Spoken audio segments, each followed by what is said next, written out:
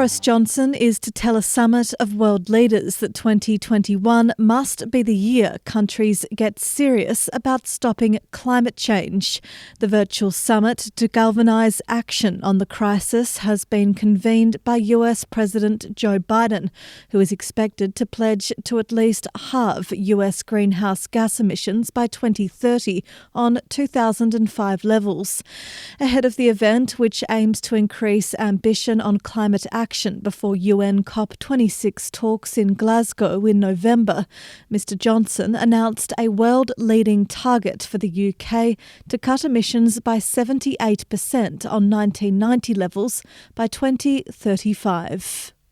Labor has demanded that MPs hold an urgent investigation into Boris Johnson's conduct after the latest revelation in a row over cronyism. The call came after it emerged the Prime Minister exchanged text messages with billionaire Sir James Dyson over the tax status of his employees. Mr Johnson promised the entrepreneur he would fix the issue after personal lobbying from Sir James, as he sought to build ventilators early in the coronavirus crisis. Heathrow Airport has refused requests for extra flights from India before the country is added to the UK's coronavirus red list. 4 airlines asked for a total of 8 extra flights to arrive at the West London airport before 4 a.m. on Friday. Britons returning after that point will be forced to quarantine in a hotel for 10 days. Anyone who is not a UK or Irish resident or a British citizen will be banned from entering the country if they have been in India in the previous 10 days. It is understood Heathrow declined the airline's requests to ensure existing pressures at the border are not exacerbated. The US Justice Department has launched an investigation into the Minneapolis police force after ex-officer Derek Chauvin was found guilty of murdering George Floyd. Officials say the investigation aims to identify any patterns of unlawful policing.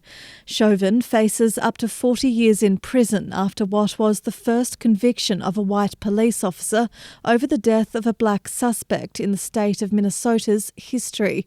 The probe will look into the use of force by police officers and whether Minneapolis police engage in discriminatory practices. And finally, English footballer Marcus Rashford and Michelin-starred chef Tom Kerridge have joined forces with their celebrity friends to offer back-to-basics recipe ideas and culinary tips for low-income families to help tackle food poverty. The Manchester United striker says he wants the social media-based weekly tutorials to inspire people to make easy but healthy meals on a budget. His latest campaign, named Full-Time Get Cooking with Marcus and Tom, launches this Sunday and coincides with the government's Healthy Start payment scheme, which supports low-income households with grocery shopping.